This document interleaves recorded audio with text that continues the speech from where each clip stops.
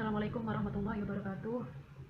Perkenalkan, saya Nila Maulidatul Wafa dari kelas 6 PGSD 2 NIM 296.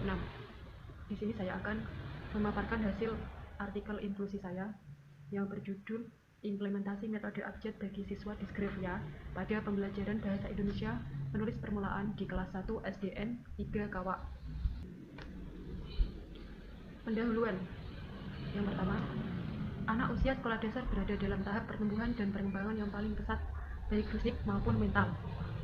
Maka sering dikatakan bahwa usia sekolah dasar adalah usia emas, di mana anak itu sangat berpotensi mempelajari banyak hal dengan cepat. Di sekolah dasar, pembelajaran bahasa Indonesia mencakup 4 keterampilan bahasa, yaitu mendengar, berbicara, membaca, dan menulis. Salah satu keterampilan berbahasa yang cukup kompleks adalah menulis. Nah, menulis adalah kegiatan menyampaikan sesuatu menggunakan bahasa melalui tulisan dengan maksud dan pertimbangan tertentu untuk mencapai sesuatu yang dikehendaki. Pembelajaran menulis terbagi menjadi dua, yaitu pembelajaran menulis permulaan dan pembelajaran menulis menengah. Nah, sering terjadi di sekolah dasar, terutama pada kelas 1, yaitu peserta didik mengalami kesulitan dalam belajar menulis atau yang sering disebut juga dengan disgrafia. Maka di sini saya membuat desain pembelajaran dengan menggunakan metode abjad agar bisa meningkatkan kemampuan peserta didik dalam menulis. Permasalahan yang diangkat dalam penelitian ini yaitu berdasarkan hasil observasi di SDN 3 Kawak. Yang pertama, masih terdapat siswa yang belum bisa menulis atau baru mengenal huruf untuk ditulis. Ada pula yang bisa namun belum bisa menulis hurufnya dengan tepat. Yang kedua itu dikarenakan oleh faktor keluarga dan dari peserta didiknya sendiri yang malas belajar seperti itu. Jadi di sini penulis tergerak dan tertarik untuk mengadakan penelitian studi kasus terhadap siswa berkesulitan untuk menulis. Tujuan penelitian ini yaitu peserta didik diharapkan adanya perbedaan nyata tentang peningkatan kemampuan peserta didik dalam pembelajaran bahasa Indonesia menulis permulaan bagi siswa disgrafia menggunakan metode abjad. Metode penelitian. Penelitian ini merupakan jenis penelitian eksperimen dengan pendekatan kuantitatif melalui soal pretest dan posttest berdasarkan observasi dengan subjek siswa kelas 1. Nah, variabel independen dari penelitian ini yaitu metode abjad bagi siswa disgrafia. Sedangkan variabel dependen yaitu pembelajaran bahasa Indonesia menulis permulaan. Desain pembelajaran metode abjad. Metodenya seperti ini. Saya menggunakan desain pembelajaran metode abjad. Yang pertama, sebelum pembelajaran itu saya menggunakan soal pretest untuk mengetahui bagaimana tingkat kemampuan peserta didik.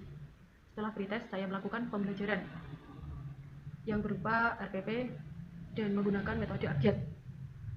Setelah pembelajaran berlangsung, hal yang terakhir saya gunakan yaitu memberikan peserta didik soal posttest untuk mengetahui bagaimana hasil peserta didik setelah melakukan pembelajaran. Instrumen pengumpulan data, soal pretest dan posttest. Teknik analisis data dengan menggunakan SPSS 16.0, uji normalitas Kolmogorov-Smirnov, dan uji hipotesis. Lanjut, hasil dan pembahasan. Data dalam penelitian ini adalah data yang diperoleh dari nilai siswa hasil pembelajaran menulis permulaan melalui metode abjad yang peneliti lakukan dalam mata pelajaran bahasa Indonesia pada kelas 1. Pembelajaran menulis permulaan melalui metode abjad ini dilakukan pada tanggal 19 sampai 24 Juli. Proses pembelajaran dilakukan sebanyak 2 kali sesuai dengan RPP yang telah disusun oleh peneliti.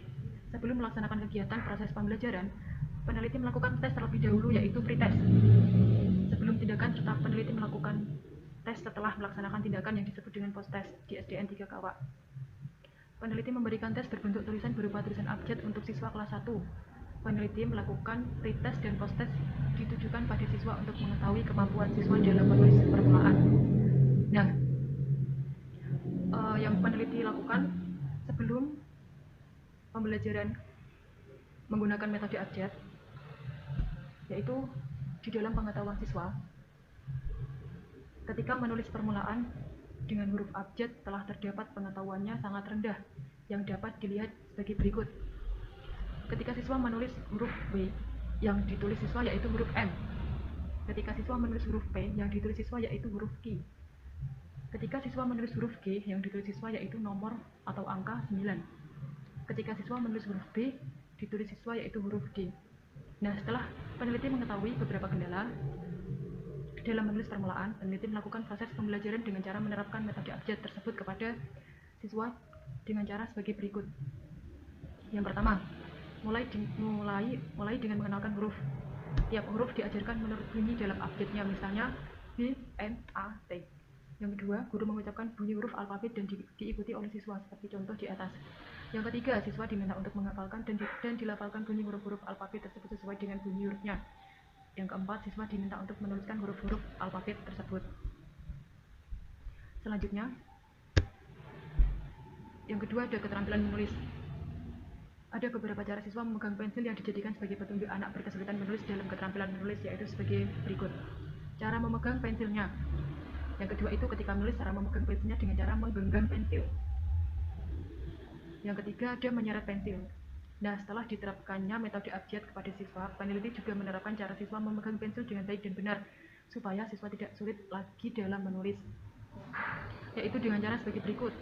Memegang pensil. Untuk memegang pensil yang benar, ibu jari dan telunjuk di atas pensil, sedangkan jari tangan berada di bawah pensil dan pensil dipegang. Yang kedua, posisi duduk dalam menulis. Untuk latihan menulis, anak hendaknya disediakan kursi yang nyaman dan meja yang cukup berat agar tidak mudah goyang. Kedua tangan anak diletakkan di atas meja, tangan yang satu untuk menulis dan tangan yang lain memegang kertas bagian atas. Seperti itu. Nah, di sini ada hasil dari uji Kolmogorov-Smirnov. Terdapat histogram pretest dan posttest. Adanya perbedaan dari gambar grafik histogram tersebut antara nilai pretest dan posttest. Selanjutnya kami uji normalitas one sample Kolmogorov-Smirnov test. Hasil uji normalitas Kolmogorov-Smirnov sebesar 0,994, lebih besar dari 0,05, sehingga data yang diuji berdistribusi normal. Selanjutnya kami uji hipotesis melalui uji t-test.